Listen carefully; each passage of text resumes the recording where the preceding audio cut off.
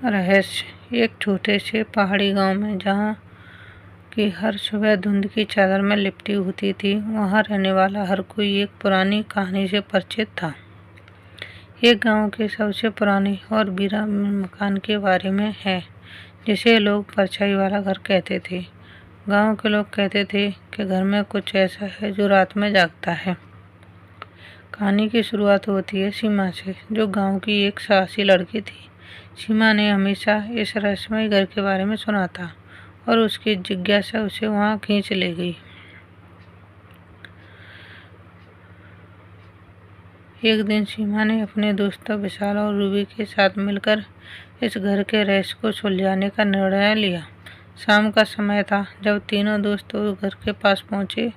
घर की दीवारें काई से ढकी हुई थी, खिड़कियां टूटी हुई थी और दरवाजे पर जंग लगी चेन लटकी हुई थी। सीमा ने जब दरवाजा खोला तो एक ठंडी हवा का झोंका उसके शरीर से टकराया। यह अब अपने असली रहस्य की ओर बढ़ रही थी।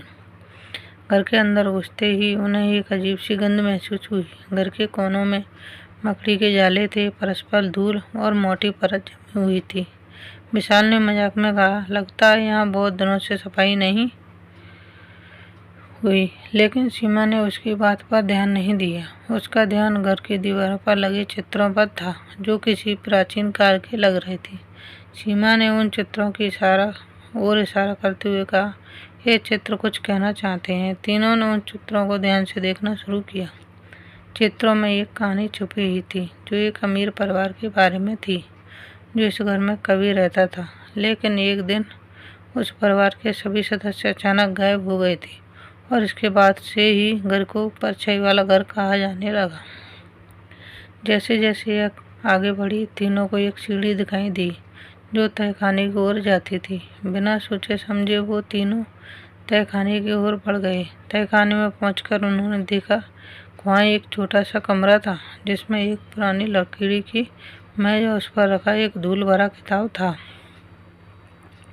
सीमा ने उस किताब को उठाया और जैसे ही उसने उसे खोला, एक तेज हवा का झोंका आया और कमरे की सभी मोमबत्तियां बुझ गईं।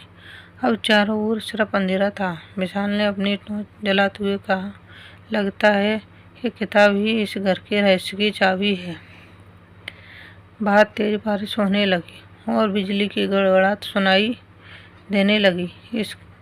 इसका यह हिस्सा रोमांचक था, क्योंकि तीनों को एहसास कि भी किसी अनजाने रहस्य के करीब हैं। सीमा ने किताब के पन्ने पलटे। रूबी ने सुझाव दिया, हमें इन मंत्रों को पढ़कर देखना चाहिए, शायद हम कुछ समझ पाएं। सीमा ने सहमति व्यक्त की और मंत्र पढ़ने लगी। जैसे ही उसने मंत्र पढ़ना शुरू किया, कमरे में हल्की सी रोशनी फैल गई और दीवारों पर लगे चित्र जीवंत हो उठे।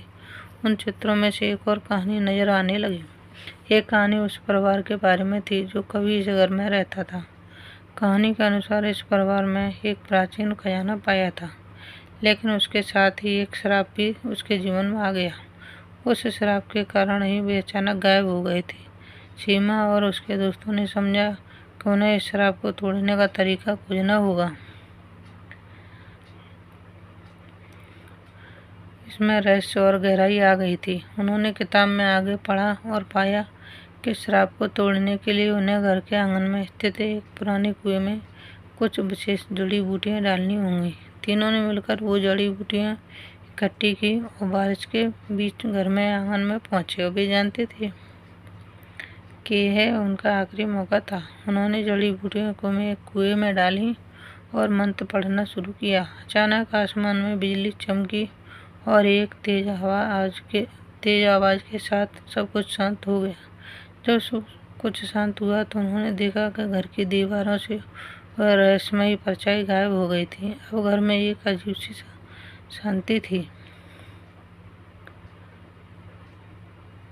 इसका अंत एक नए सवेरे के साथ हुआ, जहाँ सीमा, विशाल और रूबी ने गांव के लोगों को इस रहस्य के बारे में बताया। उन्होंने ये साबित कर दिया कि सच्ची दोस्ती और साहस से किसी भी सदस्य को सुलझाया जा सकता है।